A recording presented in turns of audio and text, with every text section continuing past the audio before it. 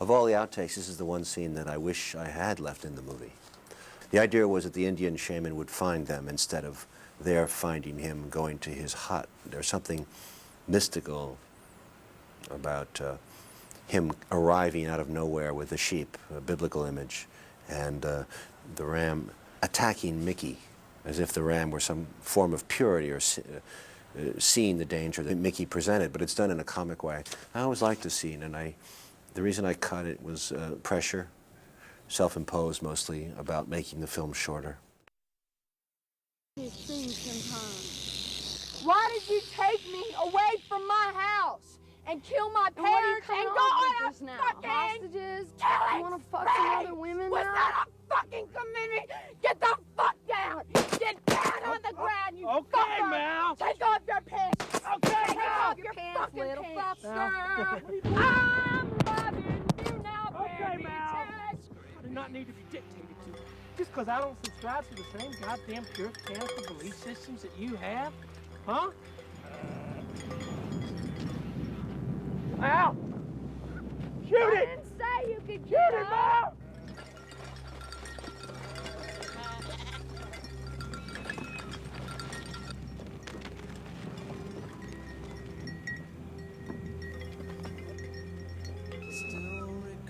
Rejoice, for he hath found his sheep which were lost in the desert. Hey, Chief, we ran out of gas up the road a piece. Mal, come on.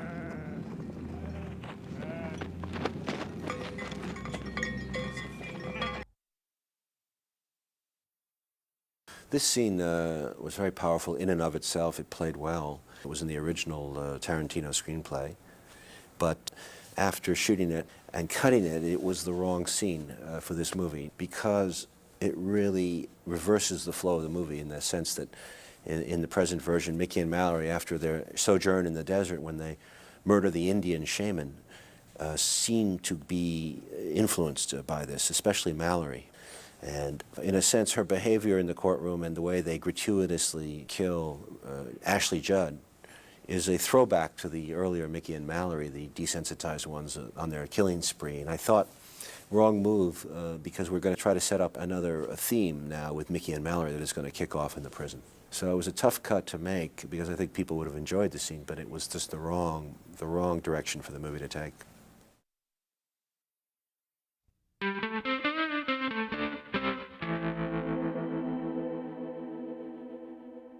Became more surreal. Their subsequent trial turned into a sick, pathetic circus. The Mickey and Mallory Knox murder trial was such an event that it made the crime spree that preceded it pale. Yeah, well, the whole thing is a goddamn sham. And these assholes are making heroes out of this cum sandwich. I'll tell you who a goddamn hero is. Mike Griffin. What do you think of Mickey and Mallory? I don't. What do you mean you don't? Everyone's got an opinion. No, I don't. I don't have an opinion. You're a very strange man. This looks like it was cut with a fucking meat cleaver.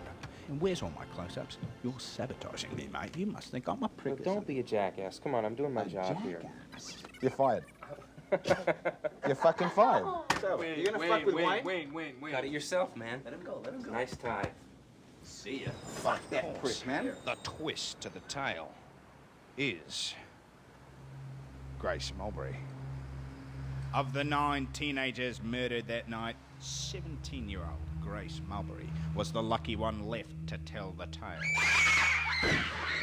This haunted young lady summoned up the courage to take the stand and tell what she saw that horrible night. Larry, how does it feel to be the only survivor of Mickey and Mallory's Watch your face smashed in, lady.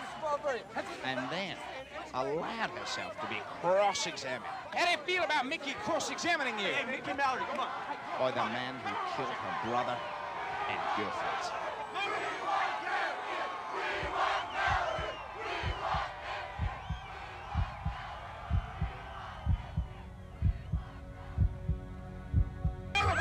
Hey, what's your favorite pastime, Mickey? You mean other than what I'm being tried for? Right. I'd say watching TV. What's your favorite TV show? Oh, most of the soap operas, you know, Days of Our Lives and Full Time.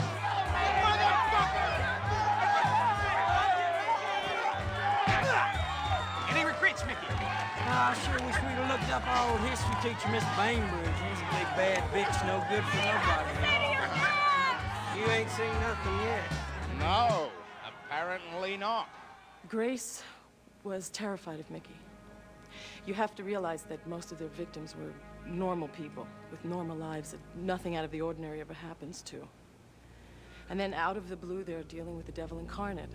It was extremely difficult for us to find survivors who would be willing to testify and take the stand, especially when they knew that Mickey would be cross-examining them.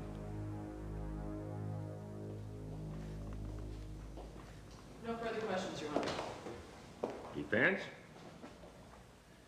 As a matter of fact, Your Honor, I do have some more questions. Proceed. That is one hell of a story, Ms. Mulberry. Maybe to you. Grace, I hope you don't mind if I call you Grace. Grace. Grace. What? You don't really want to be here today, do you? No.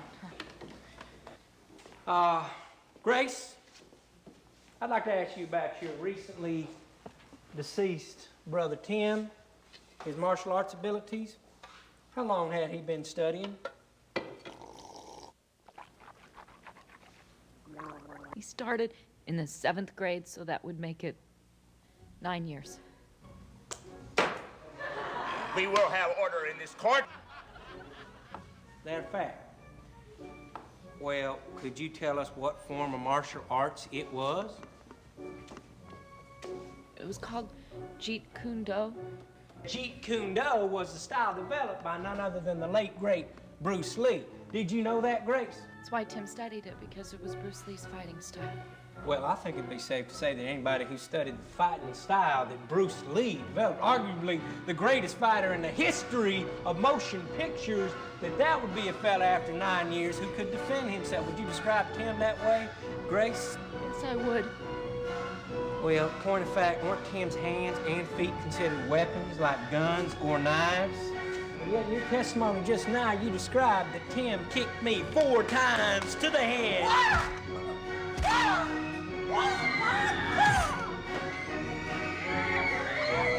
Yet his trained Bruce Lee kicks had little or no effect. And then after shrugging off 4 blows to the head like I was Superman, I lifted Tim 9 years of Jeet Kune Do Mulberry in the air and threw him across the room. And then I took this knife and proceeded to tear him. This knife to tear him and proceeded to tear him. This knife limb to tear him limb. And your brother, whose hands are lethal weapons. Objection. Defense is intimidating the witness with the murder weapon. Hey, Mr. Knox, the knife down. Had little or no defense. Mr. Knox, the knife!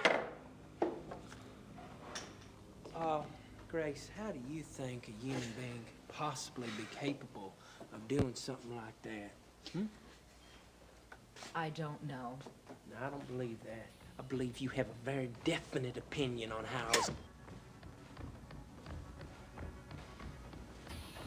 able to do those things you described. Now, I'm going to ask you again, Grace, and I want you to remember that you are under oath.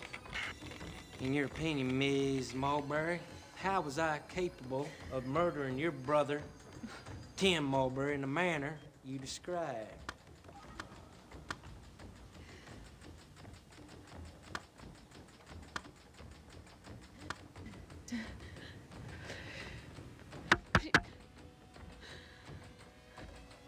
You're not human. I thought about it a lot, and that's the only thing I could figure. You're not human. I don't know if you're a vampire or the devil or a cyborg, but you're not human!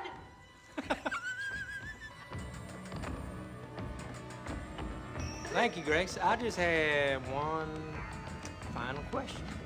What? Do you believe in fate?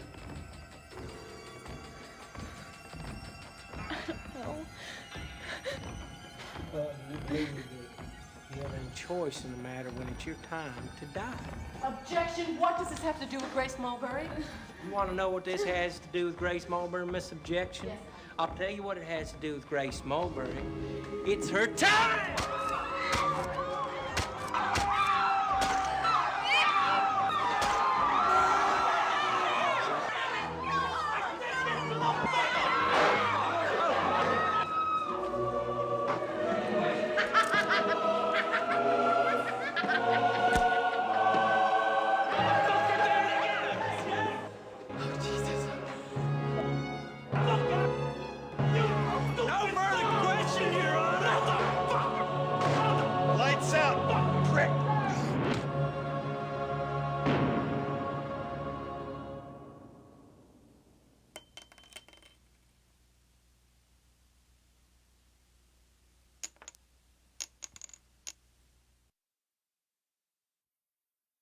The drive-in was a woozy, almost psychedelic scene where it's in the middle of all this action. I just wanted to stop the movie, freeze it, and have these two, Mickey and Mallory, watching a drive-in movie and just ad-libbing, fantasizing, on the edge of death, coming to terms with where they were in their relationship.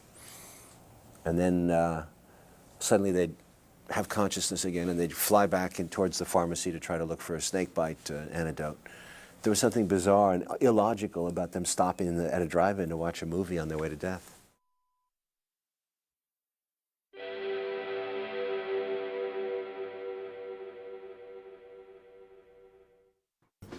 Mickey! I'm coming to get you.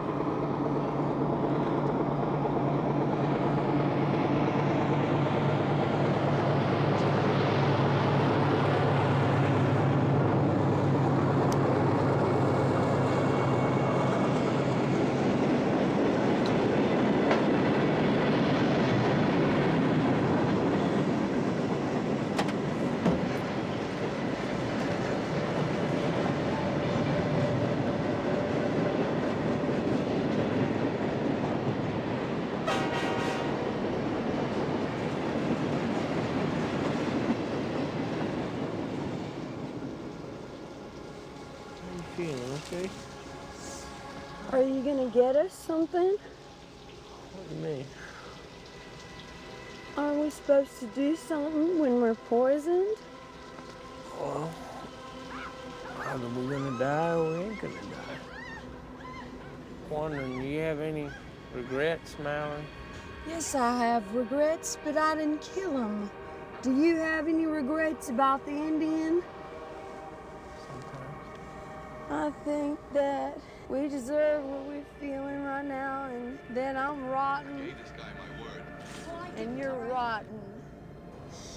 Where are the guns? Back in the back. Then just fucking blow my head off, then. What are we fucking living here for? God damn! Why did you take me away from my house and kill my parents and go out killing me? God! I'm seeing angels, Mickey.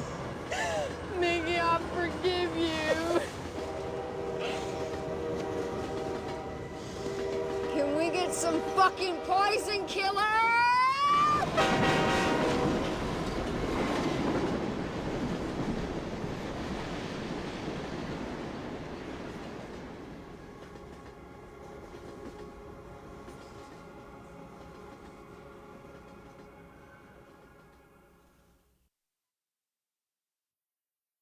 Essentially, Stephen Wright is pretty much still in the movie, but this is a chance to look at some of his other work, and I liked him very much. He's very funny as a psychiatrist who tries to explain Mickey and Mallory to us.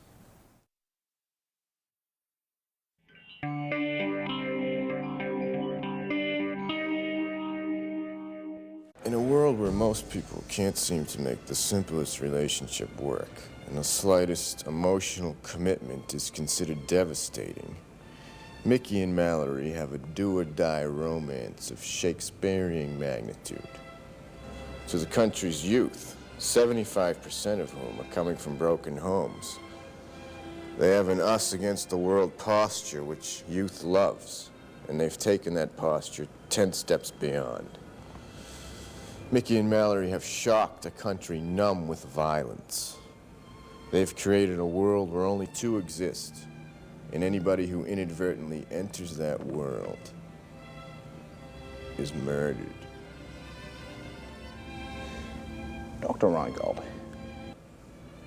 Mickey and Mallory know the difference between right and wrong. They just don't give a damn. Is it true that they were sexually abused as children, Dr. Reingold? I can't imagine. I don't think that it's, I would say no. Have you ever felt that your life might be in danger? No, it's always a theoretical interaction with these people. It never crosses my mind to me. The Hun brothers, what can I say? I screwed it up. I misdirected the scene. I think that they're overacting, and it's my fault. And the scene didn't play as funny as I'd hoped it would, and essentially it was a long scene with a dialogue. It ended up being several minutes long, and it just brought the film to a stop very late in the game when it was really necessary to keep flowing, I thought, to the Super Bowl showdown.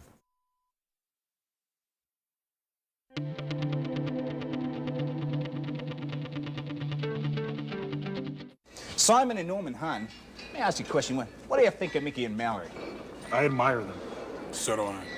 But how can you say that? They're mesmerizing, hypnotizing. Have you seen Pumping Iron? Yes.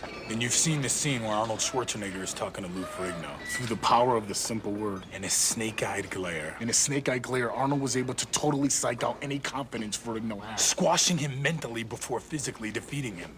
He had the edge, the mind's edge. Mickey and Mallory have that edge, only on a much grander scale. They've hypnotized the nation. Yet, you two are both victims of Mickey and Mallory. Yes. So then, how can you say that you admire them? It's like this, Wayne. Two people are standing in a dark room waiting for the other to attack. These two people can't see each other, yet they know they're there. Now, they can either stand in that dark room forever, waiting till they die of boredom, or one of them can make the first move. Obviously, they made the first move. Unfortunately, yes. But you see, that's okay, Wayne. Why? They passed the edge along to us. The edge? By taking away our legs, now we have to fight harder to get ahead than anyone else you'll find in this gym. Probably the whole city. They've given us the fighting spirit. Before this happened, I was content. Now I'm pissed off. Now I'm half a man and I've got to work like the devil to get whole again. No offense, mate. You'll never be whole again. Never? Never is a very long time, Wayne. I'm not a sore loser, and even if I don't have a leg to stand on, I'm gonna get up and I'm gonna fight this world until I'm on top again. That's the Mickey and Mallory way, and that's the way of the world. They're just shocking the world into remembering the primal law. What's the primal law, mate? Survival of the fittest. Survival of the fit. I'm sorry, you're blocking the camera, man. Back off. One last question, boys. Usually, Mickey and Mallory kill all their victims, except for the lucky one. So how come they let you two survive? They had us hog-tied down during one of their house raids, and they were taking chainsaws to our legs before they were gonna kill us.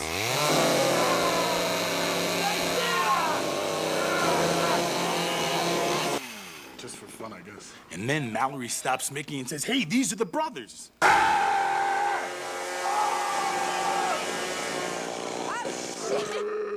know who they are? These are the Hun brothers. Remember we saw them on TV that night. Man, I'm your biggest fan. Apparently they've seen all our films. Yeah, they were especially influenced by Conquering Huns of Neptune. That was exhilarating. This ain't bad at all. I don't think it caught the bone. I should call 911. Yeah, they actually apologized. They apologized. I wanted to work with Dennis Leary. I saw him on TV, and I thought it would be part of the channel surfing just to cut away to him. He's a madman, another madman loose in society, rapping at the TV screen like one of those angry protesters. And he did a very funny rap, I thought. But again, it went on for about a minute and a half, and it just changed the rhythm a bit in that area in the middle where before the breakout and the revolt starts. I enjoyed the scene very much, but it slows the movie down.